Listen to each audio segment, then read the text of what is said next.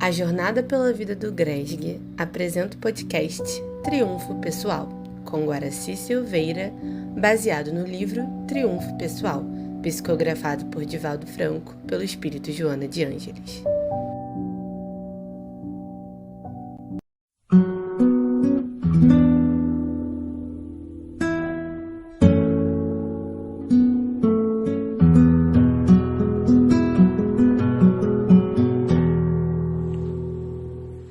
Prezados amigos, amigas, prezados irmãos, irmãs, que estão estudando conosco o livro Triunfo Pessoal da Joana de Ângeles. Eu sou Guaraci de Lima Silveira, de Juiz de Fora, e nós estamos estudando o capítulo 2 do livro Triunfo Pessoal, o Ser Pensante. No subitem, fala sobre a inteligência. Então, no nosso estudo anterior, estávamos dizendo sobre esses desvios de comportamentos que estão arquivados, as informações estão arquivadas na inteligência. E ela vai dizer o seguinte: esses desvios, no entanto, demonstram que somente houve um transtorno de comportamento daquele que a utiliza com fins ignóbeis, não tendo qualquer relacionamento com a faculdade em si mesma. O ser humano a possui para crescer e tornar-se cor-criador, agigantando-se no rumo do infinito. Então, veja bem, eu arquivei várias experiências. E à medida que o tempo foi passando, a sociedade foi modificando, foi melhorando, mas o que eu fiz lá está arquivado. E numa determinada hora, por um desvio qualquer, eu trago aquilo à tona e quero que seja daquele jeito que era antes, fico raivoso, brigão, grito pra caramba e faço aquela confusão toda. O que eu estou fazendo? Eu estou desviando o projeto atual de modificações e de novas colocações no campo da inteligência. Hoje não, hoje nós já conversamos, dialogamos. Quando nós saímos, a sociedade ela é dividida em fases. Então nós temos a fase primitiva, depois a fase tribal, depois a fase cidadã, depois a fase espiritual e depois a fase transcendental. Isso de acordo com o estudo de um sociólogo lá da Inglaterra. E, enfim, nós já estamos na fase cidadã. Na fase cidadã significa viver em condomínio, ou seja, viver dividindo espaços, através de leis, cumprindo leis, pagando tributos, para que haja uma administração ali em cima. Então, nesse momento de viver como cidadãos, não é mais o momento de ficar brigando, chutando o pau da barraca, como dizem por aí, não. É o momento do diálogo.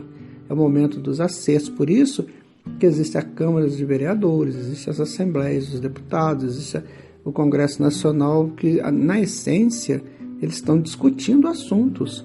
Alguém lá da sociedade propõe algo novo para melhoria geral, então vamos fazer uma discussão em torno disso, e depois isso é mandado para o chefe do Executivo.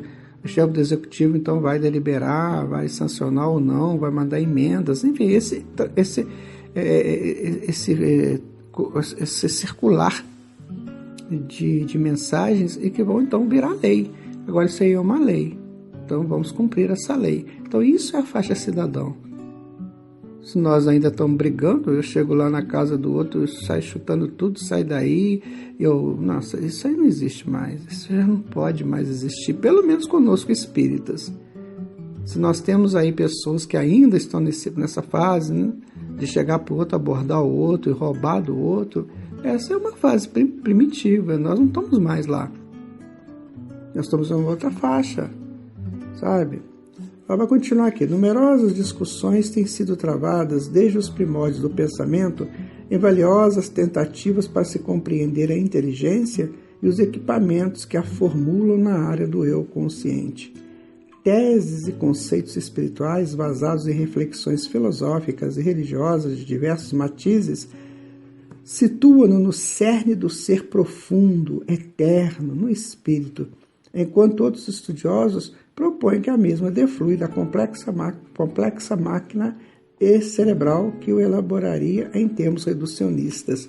Então ela está colocando aqui que existem correntes que falam que a inteligência é um atributo do espírito, ou substância do espírito, como já foi dito antes, e que vai aprimorando à medida que o self vai se expandindo.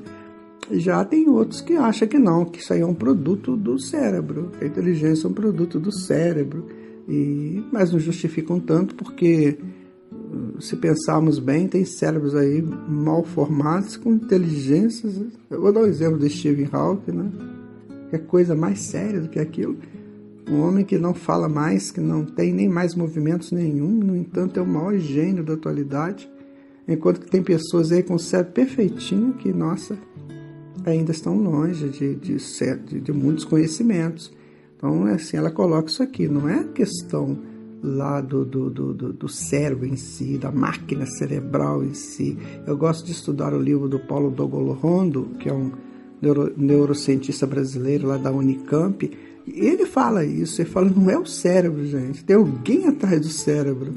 Graças a Deus que nós temos um cientista brasileiro dizendo isso, não é espírita, ele não se coloca como religioso, ele se coloca como pessoa que interpreta a situação de uma maneira bem isenta, maneira bem tranquila. Agora nós temos pessoas já analisando toda essa defluição belíssima da natureza, tem alguém por trás disso, não é à toa que isso existe, né?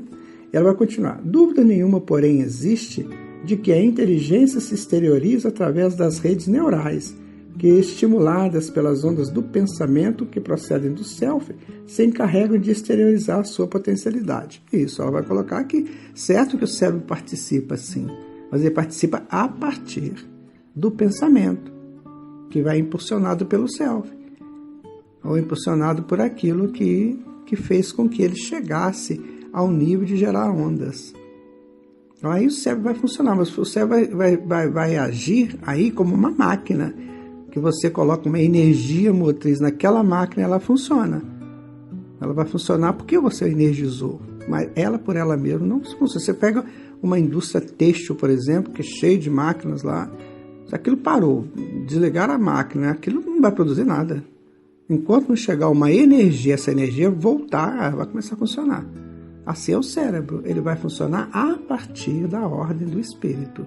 Isso que precisa ficar bem claro para todos nós, porque se você ainda tem dúvida nisso, pessoal, amigo ou amiga, dá uma estudada mais seriamente nos livros Mecanismo da Mediunidade, Evolução em Dois Mundos, e tantos outros livros que hoje já estudam com mais profundidade, principalmente as publicações, tanto de jornais quanto de livros da Aliança Médica, né, da AME, Aliança Médica do Brasil, sabe, que estão fazendo aí trabalhos muito interessantes em cima disso, e também da neurociência, que hoje praticamente já estão levando mesmo, tem alguém atrás promovendo isso. Por longos anos, e particularmente durante o século XX, acreditava-se na existência de apenas uma inteligência, que seria denominada intelectual, encarregada da análise das coisas, dos cálculos, do conhecimento generalizado, e que, mediante testes bem elaborados, podia ser medido. Mas foram os psicólogos Binet e Simon que estabeleceram as escalas para análise do nível de inteligência dos indivíduos. Esse quociente intelectual predominou no comportamento cultural da sociedade até o momento quando foi detectada uma outra forma, outra expressão de inteligência que se tornou conhecida como emocional, aquela que faculta a percepção e compreensão dos sentimentos próprios, bem como das demais pessoas. Viram como é que foi evoluindo o pensamento sobre a inteligência? Antigamente era o intelecto, tinha aquele famoso QI, né? Depois ficou com esse pejorativo de quem indica, sabe?